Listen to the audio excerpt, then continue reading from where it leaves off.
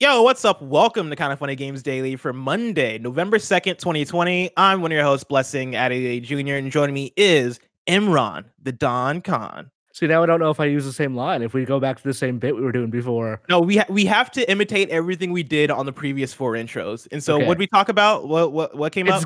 It's good that we can finally host together again after the unpleasantness is over. Yes. Oh my God, Donkoween or Donktober. What a month. What a month October was, right? Real crazy. All the things happened. You decided to choose a side and it was the wrong side. And I guess that's the first thing I'm going to call you out on.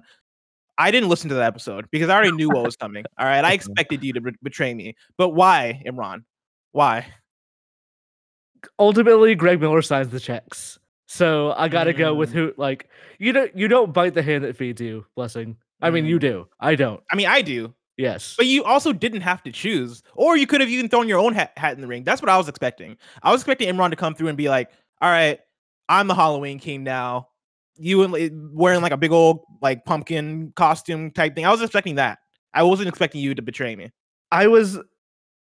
If I had thought about it for longer than like a day, because like when I said I'm going to make the announcement of who I'm going to throw my support on, I did not make a decision until like that morning.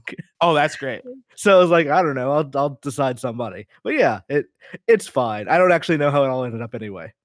Imran, I also want to compliment you on your jacket. You're wearing the PSLV jacket, the bomber jacket that's now available on, I'm assuming, kindoffunny.com/store. I don't have one. I'm very jealous. I'm pretty sure this is supposed to be yours. I stole. Maybe if you had voted differently. No, wait. How does that work? Voted? I'm talking about Imran. But like, I guess he's purposely attacking you by stealing your jacket. And I got the jacket. I mean, you kind of have to draw a straight line between those two things, right? Like, if I had supported you, would I have gotten your jacket? Probably not. I do feel attacked on multiple fronts. I'm not gonna lie. Like, I feel very attacked this episode. I need to get a jacket. Joey, I know you're watching this because you watch every episode. Joey, since Imran has the one small jacket that we got delivered, I'm gonna need 2 small jackets. Thank you. I appreciate it. Imran, enough about jackets. Let's talk about video games. No, you can make threats now. You can just say, like, every day that doesn't go by, you want one more jacket. That's not a threat, though. That's like added responsibility, and I don't have enough authority to command Joey like that. If Joey retaliates, though, she could like send you pieces of a jacket like in the mail. Like, here's just the cuff. Here's like a cut-off sleeve of the jacket. Here's proof of life of the jacket. Yeah. If anything, Joey probably has more leverage than I do in the situation where she probably can fuck with me in this essence. Like, I have nothing on her yet. Yeah, you got no leverage here. What are you gonna do? Yet. Again, enough about jackets. Let's talk about video games. Today's stories include which streaming apps work on Xbox, Fortnite's next gen details, and more, because this is Kind of Funny Games Daily each and every weekday at 10 a.m. live right here on twitch.tv/kindoffunnygames. We run you through the nerdy news you need to know about. If you're watching live, you can correct us when we get stuff wrong by going to kindoffunny.com/you're wrong. If you don't want to watch live, you can watch later on youtube.com/kindoffunnygames, roosterteeth.com, or you can listen later on podcast services around the globe by searching for Kind of Funny Games Daily. To be a part of the show, head to patreon.com/kindoffunnygames, where bronze members or above get to write in, and silver members or above get the show ad-free with the exclusive daily post show. Housekeeping for you, youtube.com/kindoffunnygames has been popping all weekend. Donktober episode 4, the finale with me and Barrett, is available right now. I got to wrap up Donkey Kong 64. I finally rolled credits on the game. That was the one thing I hadn't done. I'd done everything in that game aside from the final boss fight, pretty much. And so I finally got to complete that. It feels good. It's about like a 4-hour video, I want to say, because it went longer than I think either of us anticipated. And let me tell you, things unraveled toward the end. Like, I throughout the whole month, I had in the back of my mind, I remember, Imran, you were saying, you can't wait to see how this goes because you were expecting me to play DK64 and then realize how terrible it was. And let me tell you, there were moments of that. There were a couple levels, Gloomy Galleon specifically, where I was like, oh, this is rough. And yeah, toward that last boss fight, there were moments where I was like, oh yeah, no, the controls here are not as precise as I want them to be. And I had a lot of hints of like, oh man, is Imran gonna be right here? Let me tell you though, I'm on the opposite side of it, where I think I love the game more now after having played it from front to back over the course of the whole month again. Go check out Donktober if you want to see the I guess 15 hours probably of me making that realization. Such a good game, such a good time, very good content, and so go check that out. What's next on what's the next on your gaming pile of shame that you would totally stream? Here's the thing. I thought about this a little bit. Jet Force Gemini is another game that I talk a lot about how much I love it and how much it's one of my favorite games ever. Also never rolled credits on that one for pretty much the exact same reason. Like Rare during the any Rare N64 games, Rare during the N64 era got to a point, specifically in '99, where they're like, "Fuck it." For anybody to beat these games, they're gonna have to collect every single collectible. And as a kid, that just wasn't my jam. Like I loved everything else in those games. I loved the how the games played. I love the worlds. I love the characters, all that stuff. But when it came to Jet Force Gemini specifically, you had to collect all the tribals in all the areas, which are basically killable collectibles. Like they're collectibles that enemies will straight up murder, and you would have to do that whole area over again. And so and they're like hidden all over the place. And so that was the thing where I was like, as a kid, I was like, no, this is bullshit. Everything else in this game, I absolutely love and adore. This specifically is bullshit. Therefore, I will not beat this game. That said, I was thinking about this as I was finishing DONKTOBER, and I was like, that could be next on the list. Jet Force January. But then I was like, oh, that's a good one. Way too soon. Way too soon to do this in January, coming off DK64. But we'll see, man. You might make Jet Force July. Jet Force July would be great. That is another J month. Jet Force June too, but July is further out, and so I'll think about it. We'll see what happens. I also there's not another Jet Force person. Like it's kind of funny. It's just me, right? I don't know. I've not met any other Jet Force person like in the industry at all. No, what you have to do for that one is you'd have to drag someone different in every week and try and convince them by the end of that show that Jet Force Gemini is not a terrible game. I could do that because that's easy, because it's not a terrible game. The game is fantastic. It's just people have expectations out of this world. Everybody's judging everything based on Banjo-Kazooie, and everything can't be Banjo-Kazooie. But I digress. That's not all that's going on youtube.com/kindoffunnygames, because last Friday I played through chapter 1 of the Ghost of Tsushima Legends raid, and that's also available right now. youtube.com/kindoffunnygames. Me and a squad of all-stars did chapter 1, and I've had people ask, like, are we going to upload chapter 2 and 3? The answer is no, because raids are very difficult, and we did not record chapter 2 because that took us like 4 hours, and we knew it was going to take us a long time. So chapter 1 is what's available. Enjoy it. It's a good time. Definitely check that out. And it doesn't stop there, because Greg did a special Halloween stream showing off his Animal Crossing Island. That's also available right now on youtube.com/kindoffunnygames. Extra Life is happening this Saturday starting at 10 a.m. Pacific time. You can catch the whole Kind of Funny crew and our shenanigans for 12 hours straight, as we'll be raising money for the Children's Miracle Network of Hospitals. You can catch it all going down live right here on twitch.tv/kindoffunnygames. And also, community stream hosting starts Friday at 1 p.m. Pacific time. You can catch all the info you need on that and more, kindoffunny.com/extralife. And remember to donate for the big, beautiful kids. If you can't tell, because I'm still on housekeeping, it's a very busy week here at Kind of Funny. So because of the way scheduling and stuff is shaking out, PS Love You XOXO will be posting this week on Friday as opposed to Tuesday. And so stay tuned for that Friday episode, PS Love You XOXO. Thank you to our Patreon producers, Tom Bach and Black Chat. Today we're brought to you by Quip and DoorDash, but I'll tell you about that later. For now, let's begin with what is and forever will be the Roper Report. It's time for some news. We have 6 stories today. Oh, Baker's dozen was definitely choking during the beginning of that. Oh, I could tell. Powered through. Powered through. Starting with our number 1, Imran. How much do you like watching TV on your Xbox? I actually use my PS4 as the media box, but I feel like that might be changing next generation. That definitely might be changing, at least at the start of this next generation, because we now know what TV and streaming apps are coming to Xbox Series X, and it's pretty much all of them. I'm pulling this directly from Xbox Wire, who writes, just as we're bringing forward all the games that play on Xbox One today, we're excited to announce that your favorite entertainment apps you enjoy today on Xbox One will be available on Xbox Series X and Series S. That means your favorite streaming apps like Netflix, Disney+, HBO Max, Spotify, YouTube, YouTube TV, Amazon Prime Video, Hulu, NBC Peacock, Vudu, Fandango Now, Twitch, Sky Go, Now TV, Sky Ticket, and more will be waiting for you when you boot up your new Xbox console on November 10th. And Apple TV is coming to Xbox consoles. When our all-new Xbox family of consoles launch worldwide on November 10th, you'll have more than just the entertainment apps you enjoy today on Xbox One.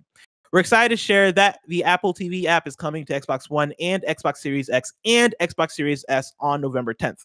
The Apple TV app gives you access to thousands of shows and movies from one convenient location, allowing you to enjoy Apple TV Plus, Apple TV channels, brand new and popular movies, and personalized entertainment recommendations. Imran, what is your reaction to all this? So, this makes sense because like the OS is very similar between the Xbox One and the Series X and Series S. So obviously they should be able to bring over every app. Like it's no big deal. PS5 is getting a complete reboot, but they're not bringing over every app. I think I forgot to research it before we actually started this, but I don't think Hulu is launching on PS5. Yeah, Hulu is not available. That's super weird because Sony partly owns that thing. Like they're a big proponent of Hulu, so yeah, this is. I do use my PS4 as a media box, mostly because it's just easy to go from a game to a Netflix or whatever to switch back when I need to. I have been considering just buying a separate media box, but if the Xbox is going to support all this stuff, then I might just stick with that for right now because why not? Yeah, I mean, I'm in a similar place where like I'm not thought about buying a separate media box mainly because I have a smart TV. Like all the apps are available on my TV natively. With that, I still use PS4 and Xbox One when it comes to streaming all my video stuff. I have found it a bummer that Hulu and a few of the other apps are not going to be available on PS5 at launch. And it's this weird thing of I expected that to be the case just because you imagine that for PS5 and the way that Sony has been handling it, right? It's kind of been this curated like private thing where nobody's getting a PS5 until like 2 weeks beforehand, 3 weeks beforehand. Okay, now we're going to start sending these things out. But there has been that ambiguity of, all right, who has these things available? Who doesn't have these things? You imagine that for in terms of getting devs console units, there are probably similar sorts of barriers to entry. And for me, that feeds back to, all right, like who do the people that need a PS5 dev kit or whatever it is in order to make a Hulu app work? And Hulu is a weird example because like Hulu is under Sony, right? Like, okay, so Chad is telling me they're actually on Disney now. So I think Sony has a deal with Hulu because I know that like they had an exclusive content deal for quite a while. I think Disney has like 51% of the stock or something. They like bought it from Comcast or some shit. Maybe part of the rest is Sony. I'm sorry, 67%. Comcast owns 33%. So some of my information was right. You know what I mean? And like it's still somewhat weird because like Disney Plus, I believe, works on PS5 at launch. And I know like different companies, all that, like people are under people, whatever. But like whose hands do you need to get that PS5 dev kit in order to just make a Hulu app work on PS5, which for all intents and purposes seems like it should be an easy thing, right? I'm sure like Hulu is probably going to come to PS5 in months. Hopefully, yeah. Like maybe I would not be shocked if it's like before the end of December, honestly.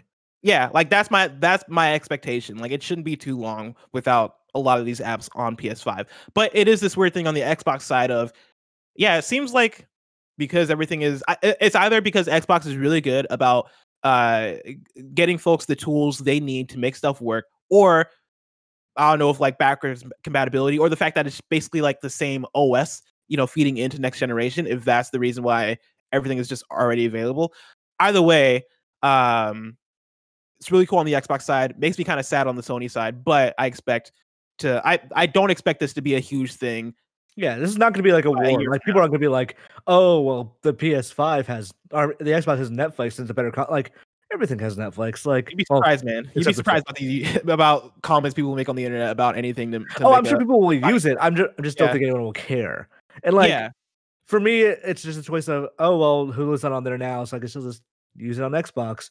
And the most dramatic problem with all of this is I don't want to log into all this stuff again. But beyond that, I don't think anyone really cares that much. Yeah, I do like Apple TV coming to Xbox consoles, and if I remember correctly too, I believe Apple TV is also coming to PlayStation. But just the fact that I can watch what's it called, Mythic Quest finally. It's that and that news show about a football coach that I hear is really good, and I can't remember the name of it. I've not heard of this one. Kind of funny. .com says you're wrong. Yeah, you're wrong. Can tell us the name of it, but is it like it's a comedy? Is it? What was the name of that comedy that I think was on HBO? Everyone's saying Ted Lasso. Ted Lasso. Yes. Gotcha. I've heard that it's quite like good. Down and Down or whatever. But yeah, I want to suppose. I think I want to watch Mythic Quest. Like people talked about it for like a week, and then nobody talked about it. I'm not sure if that's like because the show doesn't have staying power, or because nobody has Apple TV. Is it? I mean, I feel like a lot of people have Apple TV because they bundled in with one of the iPhones, right? Which I guess is now ending for a lot of people. The last iPhone, 11. The 11, everybody that got the 11 got Apple TV. Kevin, that was a loud vacuum you got there. What do you want me to do? What do you want me to do? No, it's all good. I'm not complaining. I'm just saying. I respect the fact that you keep your house clean. That's the thing. I want it clean, and if I wait till 1 o'clock, then I maybe it'll get done in time for the morning shows. But then it's like midday, and it's like at that point I've been walking around already, being like, oh, look how much cat hair is everywhere. Do you guys know anybody that uses Apple TV? I think because I don't hear it come up much in conversation at all. I saw people talking about Mythic Quest, but like those people actually worked at Ubisoft, so I assume they had, Youssef is like the one person who's like, oh yeah, let's go. Mythic Quest is awesome, and I'm like, I believe you because like you wouldn't just like blow smoke. Also like it's from what's his name who I can never remember, Rob McElhenney. Rob McElhenney. McElhenney, yeah, it's from him. Like I appreciate his work, so I expect it to be good. But who knows? Now it's coming to PlayStation and Xbox. Yeah, we'll see. But I don't know. I'm not going to pay for another service, so maybe it doesn't matter at all. So who cares? Yeah. Imran, speaking of the transition to next gen, story number 2, Fortnite's next gen upgrade is coming next week at console launch. The Fortnite team posted a blog post about it, detailing what we can expect. Next gen is next week. Once you've taken in that sweet smell of unboxing a brand new Xbox or PlayStation, a next gen version of Fortnite will be ready and waiting for you to download. The Fortnite builds on Xbox Series X and S and PS5 aren't simply tweaked last-gen builds, but new native ones to harness the power of the new consoles.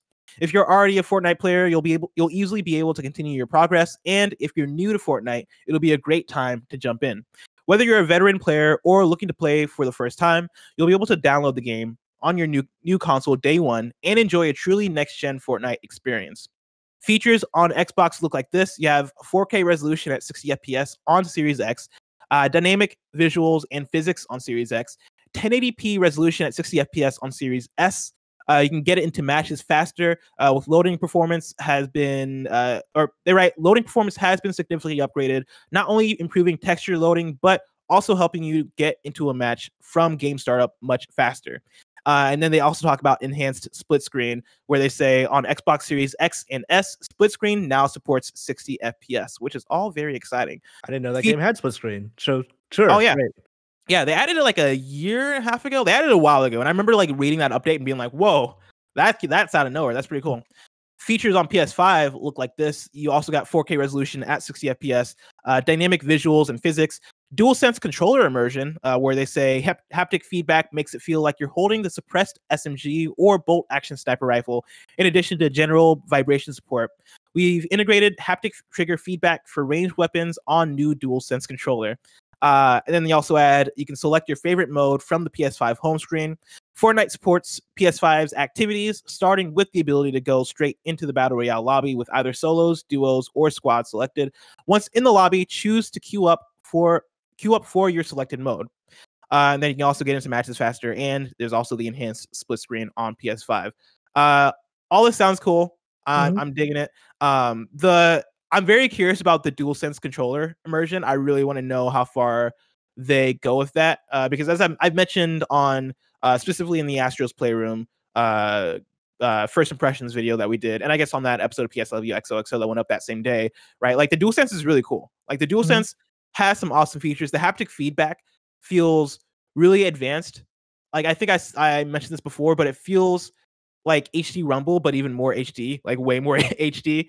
It's actually like a really cool function and feature, and so I'm curious to see how far they go with it, and even like to see if they use the triggers in cool ways, right? Talking about the sniper rifle and all that stuff.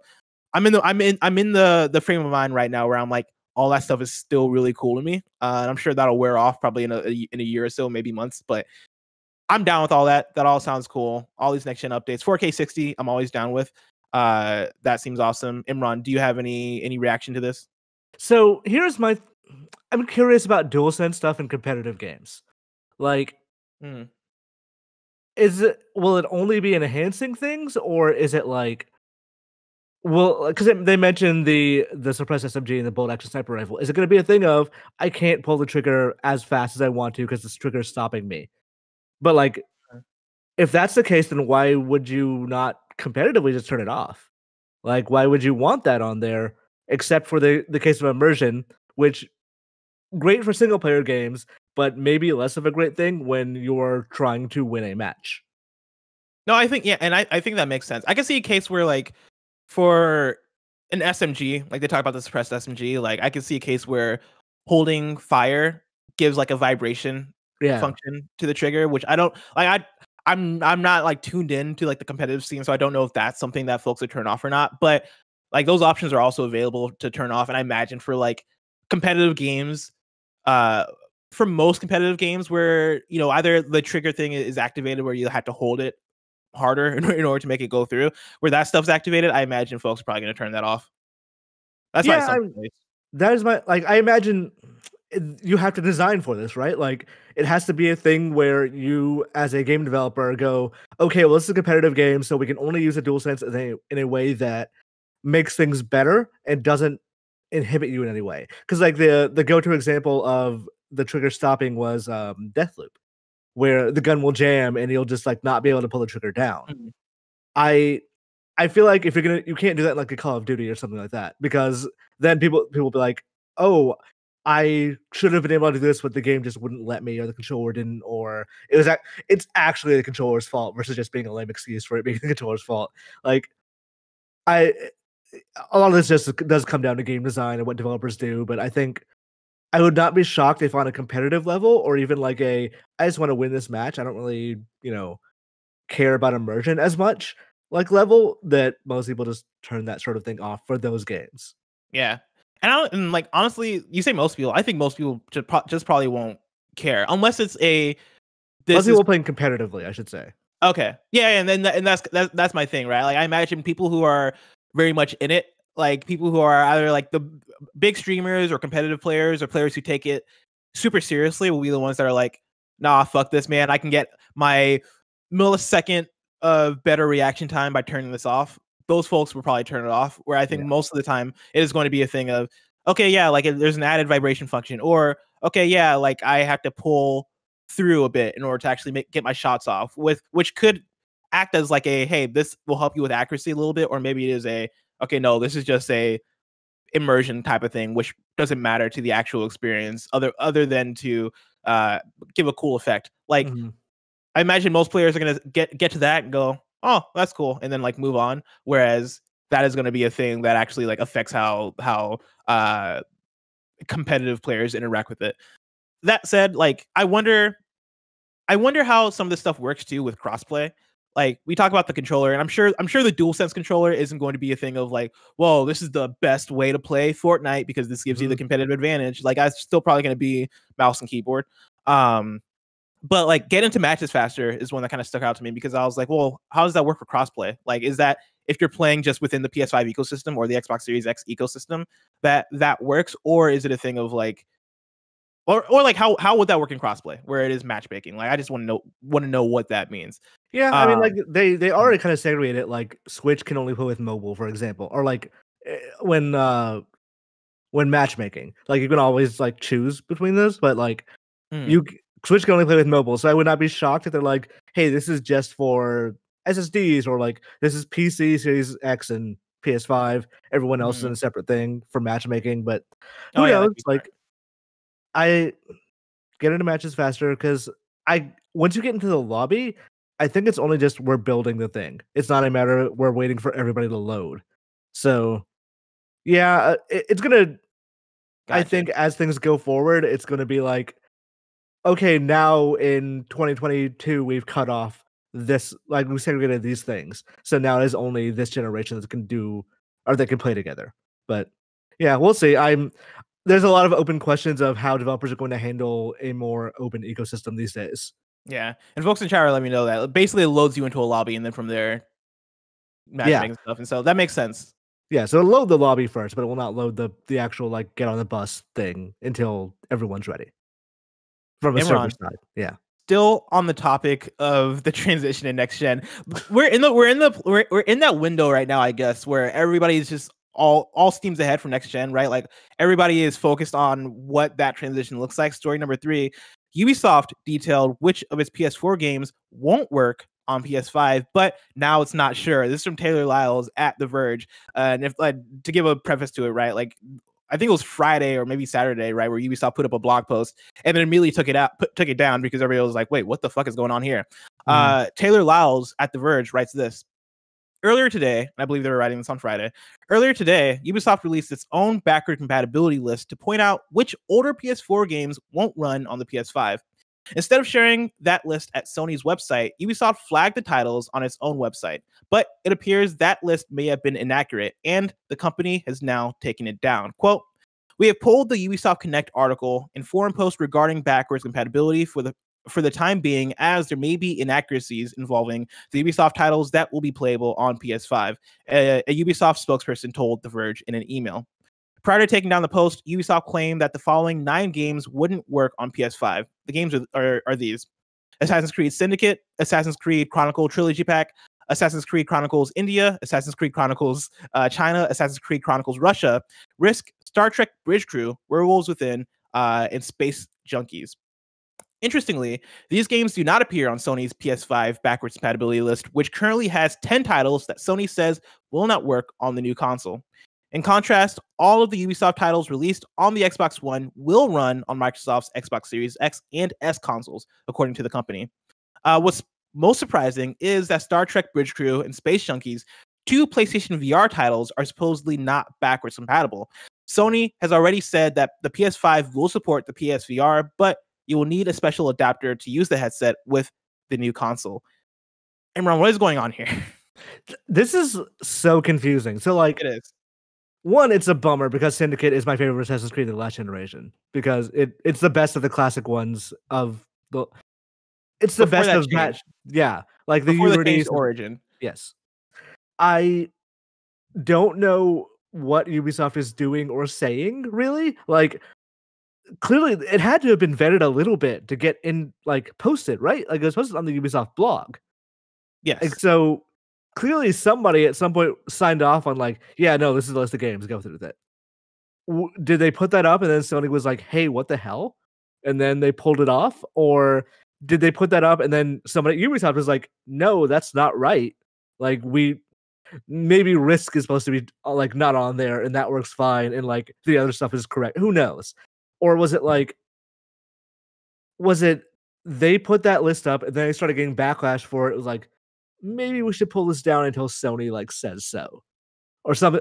It's so confusing because their actual their content is so vague of like, yeah, there's some inaccuracies. Like, okay, sure. Yeah, what the hell what does does that some mean? mean? Like, is it all inaccurate? Because yeah, this is in pretty much direct contradiction to what Sony released like last week, right? Where it was, hey, yeah, here are the 10 games that aren't playable, and everybody's like, okay, cool, yeah, that's all we can expect. Sweet, cool, we're all happy with this.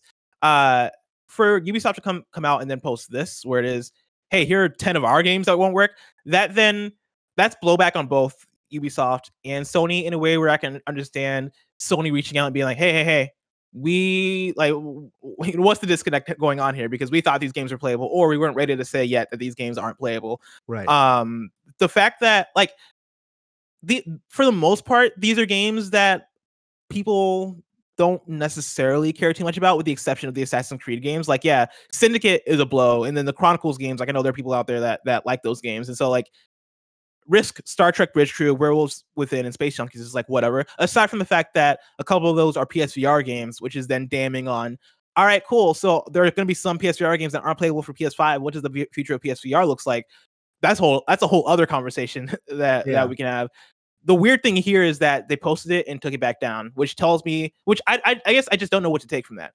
You know, part of me wants to take it as somebody fucked up. Maybe they thought these games weren't going to work and they actually do work. Or maybe like there was communication somewhere along the lines of Sony talking to Ubisoft being like, hey, how do we get these to work? Or hey, like, you know, can we get permission and all this stuff? something there might have broken down, or it might just be, hey, this is accurate information that we just posted too early because we weren't ready yet, or Sony wasn't ready yet, or whatever it may be. It is no matter what it is a weird thing.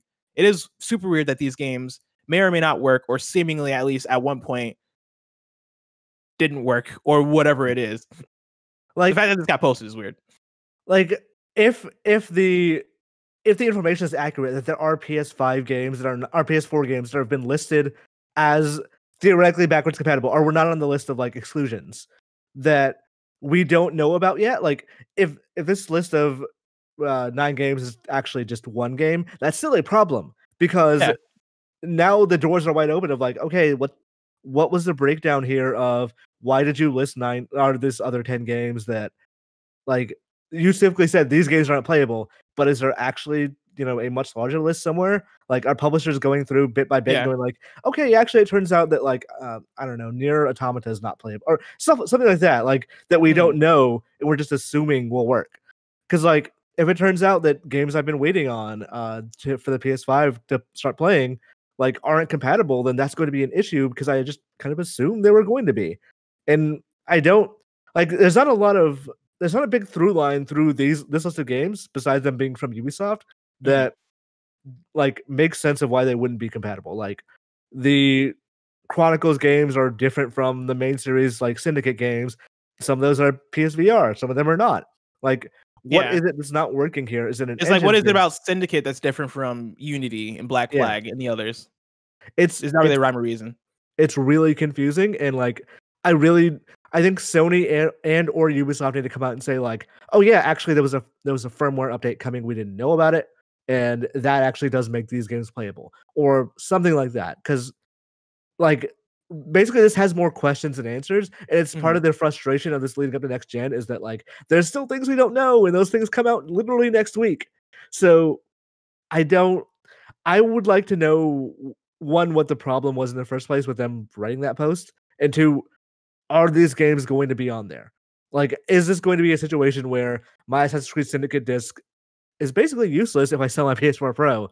And like, I understand the logic of, oh well, if you want all the games, don't sell your Pro, but you can't put out a list of here's the only exclusions and then add exclusions to that. Well, then that is where the bigger problem lies, right? It's like, it's not the fact that I don't think that many people were looking forward to playing Syndicate, on the PS5. I'm sure some people were, but for the most part, these are games that you could say are, hey, these games are not coming forward, are not coming forward to the PS5, and everybody's probably just gonna be like, all right, cool. Like, I didn't plan to play the Chronicles games on my PS5, and if I really want to play them, I can play them on my PS4. It is the implication of, if any of this is true, then what does that do for the rest of the library? Like, when am I going to get the EA blog post that is like, hey, none of the sports games are available? Or when am I going to get the Activision blog posts that are like, hey, these games aren't available? Like, what does that mean going forward? Which, again, I imagine that that's why I'm on the side of this has to be some sort of error, because it feels like a big error if it is. Like, the other part of this is, if this is a thing that's on Ubisoft, like something they did made it not compatible, because I had naturally assumed backwards compatibility on a PS5 was a mostly automatic mechanical thing that did not have to like require individual developers and publishers to actually make sure their games work. But if that's the case, what happens if an EA says, oh yeah, we're not making Fallen Order backwards compatible? Hey, guess what? There's a remaster soon. Like, is that going to be the thing that happens, or is it going to be like, I don't know. There's plenty of like, this has so many question marks behind it that it makes me like suspicious of what is the reasoning behind the answers at the end of the day. It's a slippery slope that we'll have to wait and see how that pans out. Story number 4, though. Activision Blizzard wants to bring all their franchises to mobile. This is from Alissa McAloon at Gamasutra. Mobile is so far going well for Activision Blizzard, but its current dabblings on the platform, which include Call of Duty Mobile and its 300 million worldwide downloads, are only the beginning. Top Activision Blizzard execs talked about their vision for the massive company's future on mobile in a recent call with investors, exploring a desire to bring more of its flagship franchises to the platform and expand its current dealings into new regions. Quote, we need to make sure that we're enabling our franchises on the billions of mobile devices that are available right now. That's by far our biggest opportunity, and we're investing meaningfully to capitalize on this and to take all our franchises to mobile over time, says Activision Blizzard's president and COO, Daniel, I'm going to say Allegre.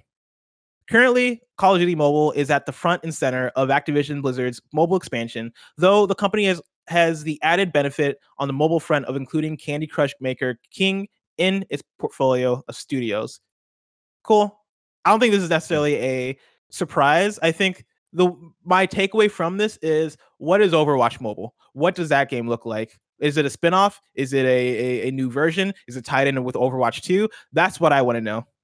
I mean, Call of Duty Mobile is like successful and apparently pretty good. Like, as long as these things don't take away from the, like, are you pulling? I don't think they're going to pull developers from Overwatch 2 to work on Overwatch Mobile. Like, I imagine it's just people who are done and like, they're working with an external studio to do all that stuff. But like, this is not necessarily for us. This is not for people who, care about these games on a PC or console or stuff like that. It's for people who are like, hey, I care. I kind of know the brand and I have a phone or I live in China. And like, those are the people who this is all for. Yeah. But yeah, it makes total sense that they do leverage their brands for mobile games. Yeah, and I feel like there's been hints of that already, right? Like even with is it Diablo Immortal? Is that what it is? The mobile Diablo game that people were upset about a few years ago? Yeah, which never ended up coming out. Weirdly Did it not? Not that I'm aware of. I think it was a beta, but I don't think that game has ever seen like official release. It might just not be done, but they've not talked about it because that was a huge backlash. And that's like kind of thing, because people thought Diablo was replacing Diablo 4. It wasn't. They were like, they have already said they were working on Diablo 4 at the time, just weren't ready to announce it yet. So how you package these, like Call of Duty Mobile just sort of came out and it was like, cool, there's a Call of Duty Mobile. It's not taking the place of Call of Duty, whatever the year it was last year before last, maybe, that like, it's not taking that game's place, but it's out. It's a thing that's popular. It's a thing that's making money. That's the way you got to do it, really, because honestly, it doesn't really make a difference if you do like a long hype cycle for it. Yeah, the mobile market is just different, right? Like you can put stuff out and have people download it for $1 or free with microtransactions or whatever the setup may be, and things can be successful in that way. In a way where announcing something way ahead can probably do more harm than good. Very much in the case of Diablo Immortal, where if they had just dropped Diablo Immortal out of nowhere, it's called Diablo Immortal, right? I'm not making that stuff up. I'm not making that name up. I don't remember because it's been so long since I've thought about it. Kindoffunny.com says you're wrong. But like they could have just dropped that, and like they would have gotten people. They would have gotten hate because it's not the next Diablo game that people are looking forward to and want. Okay, people are saying yes, it is Immortal. It's not the next Diablo game that people are looking forward to and want, but like just get into people's hands and like let that thing breathe and live, and I'm sure that thing finds an audience. Where now like the name of it is kind of tainted because it had that announcement, people are like, where the fuck is the next Diablo? And it had time to sit in that, and now like I'm sure when it finally comes out, it'll have an audience and people will like it and all that stuff, especially people who are already in the ecosystem or are okay playing in that ecosystem, right? Like those people will play it and like it. But there still does exist that kind of weirdness around it. I feel like if whenever they do an Overwatch mobile game, whether it is like here's the actual third person shooter Overwatch, or if it is here's a match 3 puzzle game Overwatch game, whatever it may be, right? Like if you just drop it and get it out there, the Overwatch fan base is big enough and passionate enough that the people who see interest in that will download it and just play it and like not really have a problem with it, especially because we know Overwatch 2 is coming, right? And I imagine by the time Overwatch Mobile comes out, Overwatch 2 is probably already going to be here. And so, yeah, an ideal Overwatch mobile game for me would be take Pokemon Unite, just replace it with Overwatch characters. Like that's just a small scale MOBA, basically. Mm-hmm. Like that seems like it would make sense. Like you don't need to fully copy that game, but I imagine what they are going to do is like, here's just a scaled down version of Overwatch for mobile, because like that requires less design, less risk as well. Hear me out though. Tony Hawk Mobile. I've been thinking about this a lot. There was a mobile game. It was not Activision made, but there was a mobile game, Tony Hawk, 2 years ago, where like he literally turns into. No, you play as a non Tony Hawk skater. Then for your meter is full, you turn into Tony Hawk, and it makes a bird sound when you do it. That's all I remember. Oh, that game. Sounds sick. That's genius. That's great. That's great. I was Tony actually thinking Hawk's about Skate Jam. That sounds about right. Yeah. I was thinking about this while I was playing Tony Hawk Pro Skater 1+2 when it came out. That game is prime, or at least that setup is prime for a.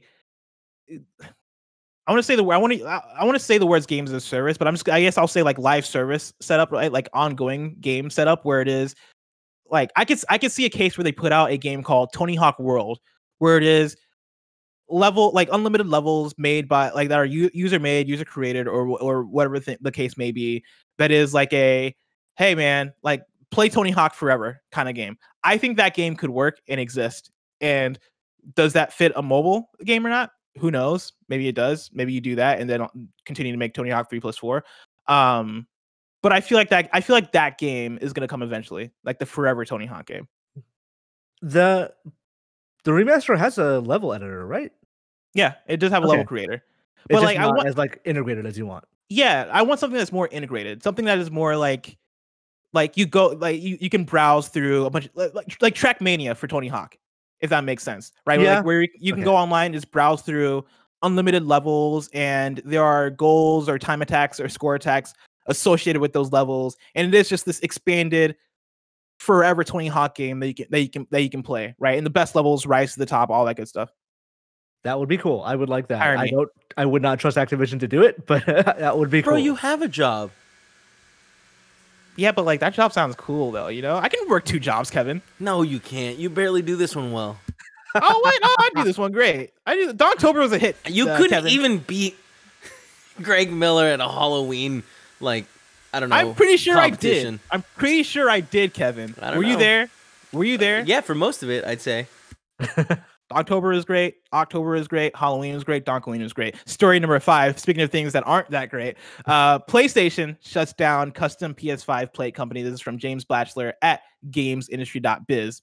Sony has taken legal action against a peripherals manufacturer that was selling custom faceplates for the upcoming PS5 console.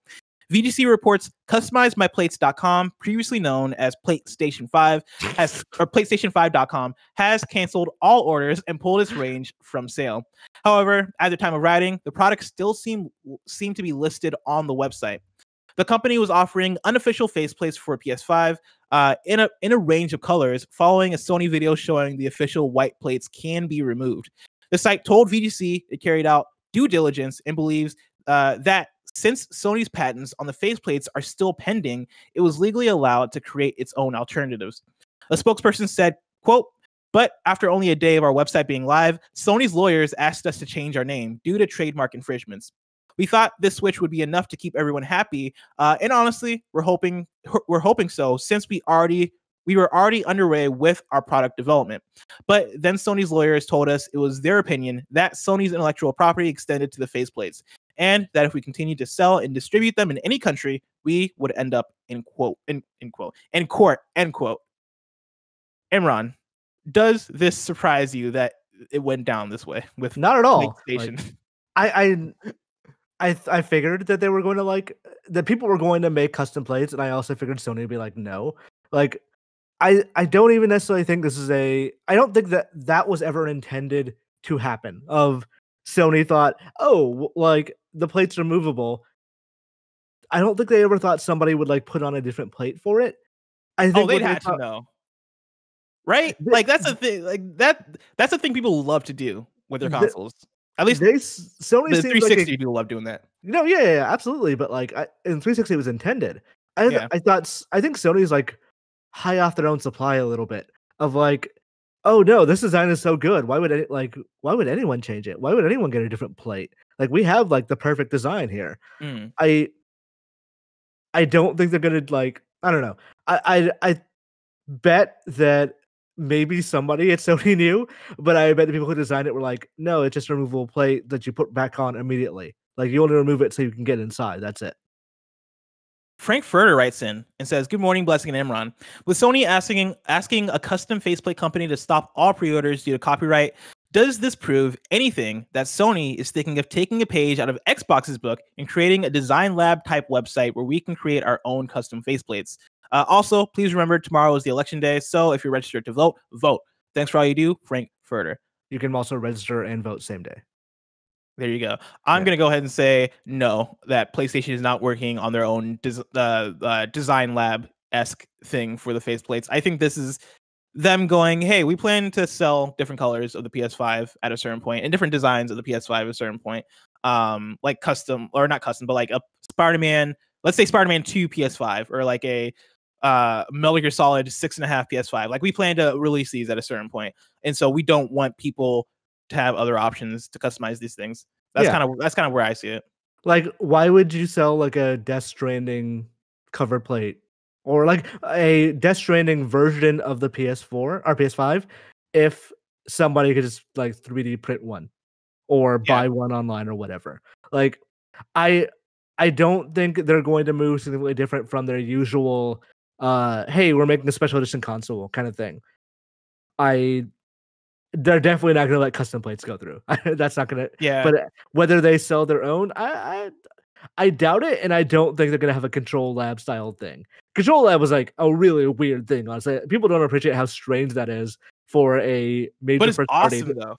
It is awesome, and it's like I have my my blue Xbox One controller that is like, oh, this is great. I'm happy with this thing, but I don't think Sony's going to do that for plates. I think if you want a custom plate, break out the finger paints, because like that's how you're gonna get one.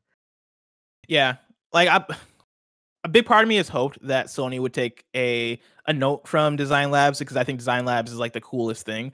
And I've been wanting to do that for an Xbox controller, but I don't play on Xbox enough to feel like it's worth me doing that. But like if PlayStation did that on their side for the DualSense, which I'm sure they also would never do, maybe they would do it for colors, but I don't think they would let you like. Or I guess Design Labs was just colors, wasn't it? I don't think they do it for DualSense. I don't know.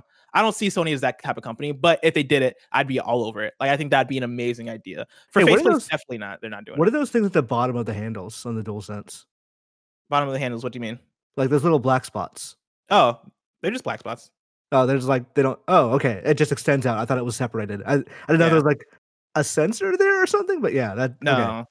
I mean, it's the DualSense, Imran. The whole thing is a sensor. By the way, we got a year wrong that I want to correct right now. You can register and vote in the same day in certain states. Check your state to make sure that's true. I believe it's true in California, not true everywhere else necessarily. Pro tip: vote early. I know it's late now to vote early, but future elections, vote early because it saves you a lot of time. Yep. Before we get into our last news story, Imran, I want to tell you about our sponsor. Of course, you can go to patreon.com/kindoffunnygames where you can get the show ad-free. And speaking of ads, this episode of Kind of Funny Games Daily is brought to you by Quip. There are only two types of people in the world: those of us who brush and floss every day, and those who might just start. Thanks to Quip's refillable floss pick. You know Quip, the electric toothbrush you hear about all the time, but it's their sleek, reusable floss pick you'll want to use next. The durable handle is easy to guide, restrings with a click, and comes with a compact mirrored dispensing case for on the go. Plus, a single refill pod replaces over 180 single-use plastic flossers, so it's better for your teeth and the environment. Pair your floss with the perfect electric toothbrush for adults and kids. Quip has the simple guiding features you need, like the timed sonic vibrations with guiding pulses to help you brush better. And now you can get amazing rewards just for brushing your teeth every day. Quip also delivers brush head, floss, and toothpaste refills every 3 months from $5. Shipping is free, so you can save money and skip the store. Bring delight to your everyday brushing and join over 5 million miles brushing with Quip, starting at $25. And if you go to getquip.com/games right now, you'll get your first refill free. That's your first refill free at getquip.com/games, spelled GETQUIP.com/games. We're also brought to you by DoorDash. Between never-ending laundry cycles and incoming emails, you've got plenty on your to-do list. Give yourself one less thing to worry about and let DoorDash take care of your next meal. DoorDash is the app that brings you the food you're craving right now to your door. Ordering is easy. Open the DoorDash app, choose what you want to eat, and your food will be left safely outside your door with the new contactless delivery drop-off setting. With over 300,000 partners in the US, Puerto Rico, Canada, and Australia, you can support your local go-tos or choose from your favorite national restaurants like Chipotle, Wendy's, and the Cheesecake Factory. Many of your favorite local restaurants are still open for delivery. Just to open the DoorDash app, select your favorite local restaurant, and your food will be left at your door. DoorDash deliveries are now contactless to keep communities we operate in safe. Right now, our listeners can get $5 off and 0 delivery fees on their first order of $15 or more when you download the DoorDash app and enter code GAMES. That's $5 off and 0 delivery fees on your first order when you download the DoorDash app in the App Store and enter code GAMES. Don't forget, that's code GAMES for $5 off your first order with DoorDash. Imran's story number 6. A Vampire the Masquerade Battle Royale game has been revealed for 2021. This is Jordan Oloman at IGN. Battle Royale game set in the Vampire the Masquerade universe has been revealed and is set to launch in the later half of 2021.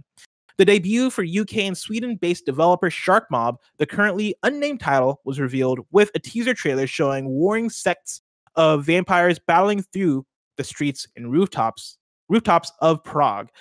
Supernatural powers, weapons, and blood are listed as the main tools in your arsenal as you hunt, fight, and survive the night. It's not clear just yet what platforms Shark Mob are planning to release the game on yet, but their website notes that they develop for PC and next-gen consoles. Imran, does this speak to you at all?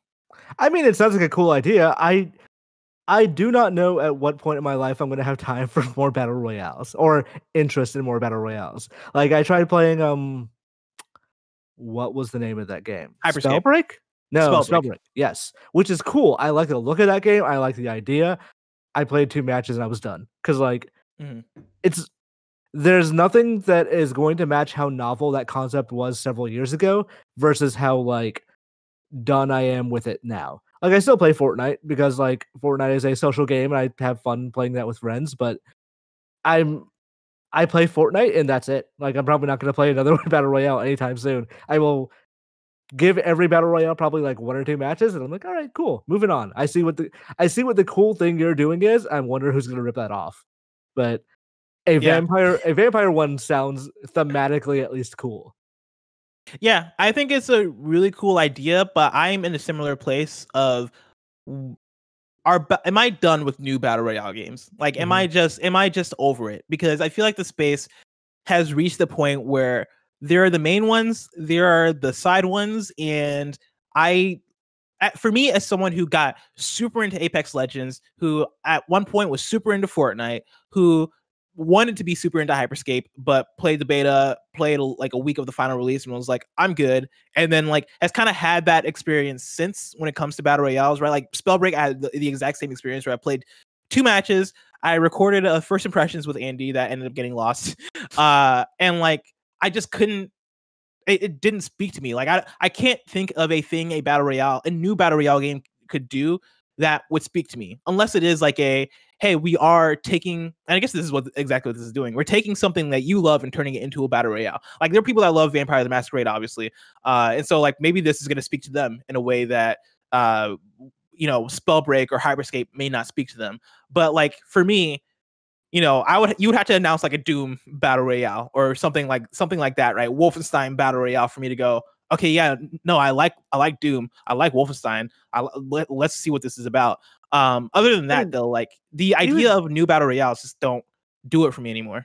Even then, they announced a Borderlands, they don't call it a battle royale. They specifically don't call it, they call it a roguelike, which is wrong because it's basically a battle royale. But I'm not interested. I'm probably not going to try it. But at some point, these things are just going to be modes in games, and the idea of a deathmatch only game doesn't necessarily appeal to me either. So we'll see how this evolves.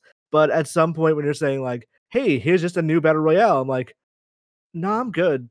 I've already got one. We're fine. Yeah, it would have to take a big name or just a really, really well-made experience for a battle royale to come through and even be on that same echelon and tier of an Apex or a Warzone, right? Or Fortnite feels like an impossible feat if you want to be that big. But you know what I mean? To be a new top tier battle royale at this point feels impossible. I'm sure it's going to happen. I'm sure there's going to be one game that comes out in the next year or two that might break that barrier. But it does feel like the more and more these things get announced, the more and more I'm like, all right, cool. I'm not in that space where I'm trying every new battle royale anymore. Here's what I want. I want a control battle royale. I want to have all the powers of control, and I want to be in a battle royale in the oldest house. I want a Last of Us battle royale. I think I might have mentioned this on the Sancho West episode from last month. But I think a Last of Us battle royale where it is very similar to factions from Last of Us 1. You keep the listen mode, keep all those cool features, but just expand it to it doesn't even have to be 100 players, right? Like 50 or 30 something players where it is last man standing. I think that could be really fun. I'd be all about that. I would endorse this if when there's like 10 players left, it says, finally we can see who's the last of us. And God. Like as long as they say that, I'm good. How fucking dare you. Imran, I'm excited to see what the next battle royale game announced is, but that's probably so far away, right? Right. New battle royale game announced. That couldn't happen. Could be as like late as tomorrow. Probably. But tomorrow is so far away. If I want to know what's coming out to mom and grab shops today, where would I look? The official list of upcoming software across each and every platform as listed by the Kind of Funny Games Daily Show host each and every weekday. Yeah.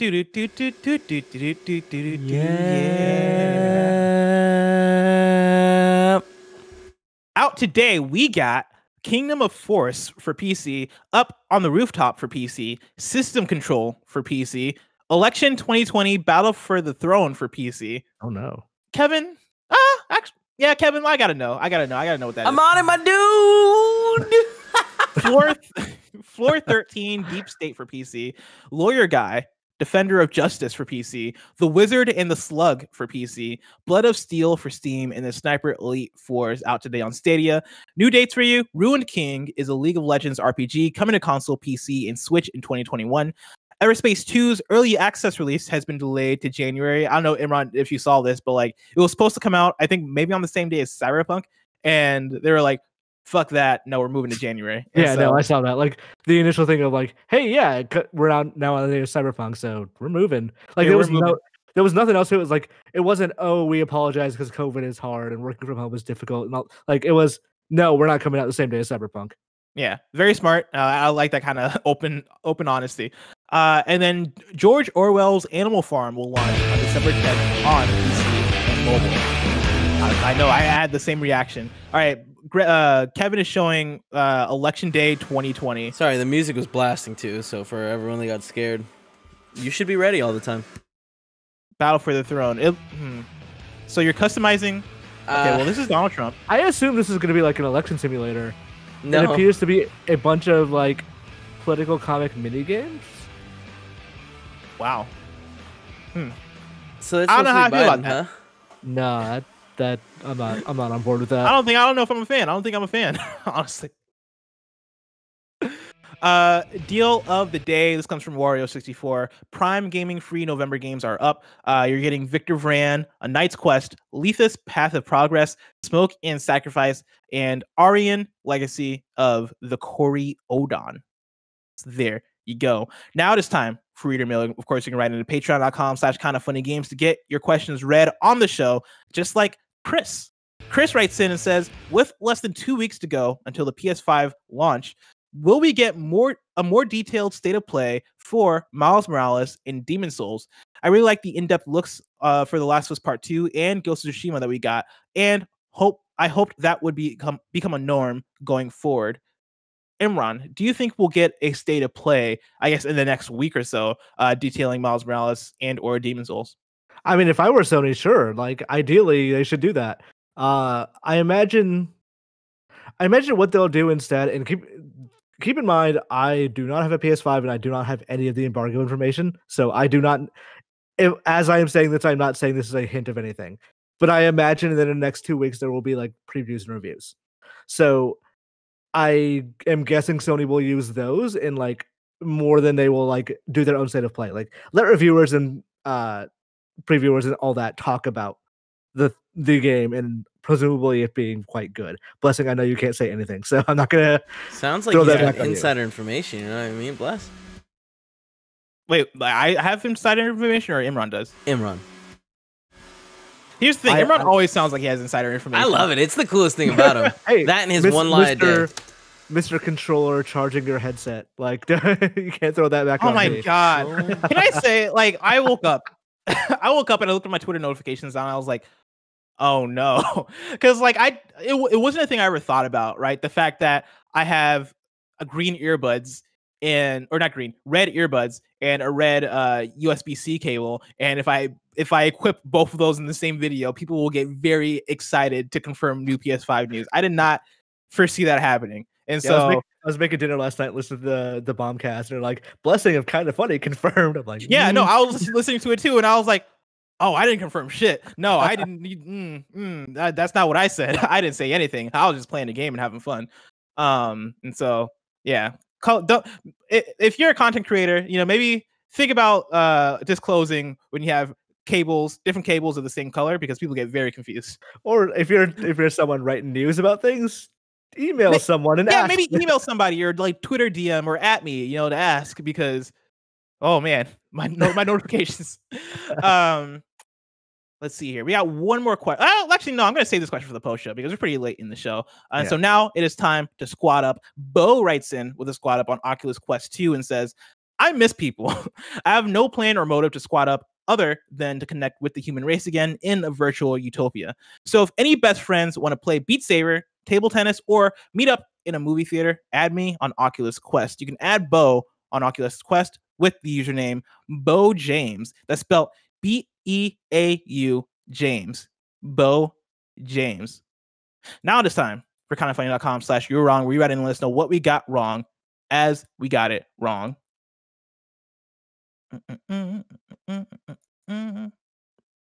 Oh, okay. Nailball says missed news about the Xbox streaming. Netflix, Disney Plus, or Vudu will support Dolby Vision and Dolby Atmos support. I don't really count that as missed news, but it's added detail, and so cool. If you like Dolby Vision and Dolby Atmos, boom. Diablo Immortal had a trailer apparently at China Joy in September, so not dead. Just they're not talking about it as much for fairly obvious reasons. Ryan T says, just a heads up with Xbox Design Labs. The Design Lab is offline until 2021. Is that true? Is Design Labs like not available right now?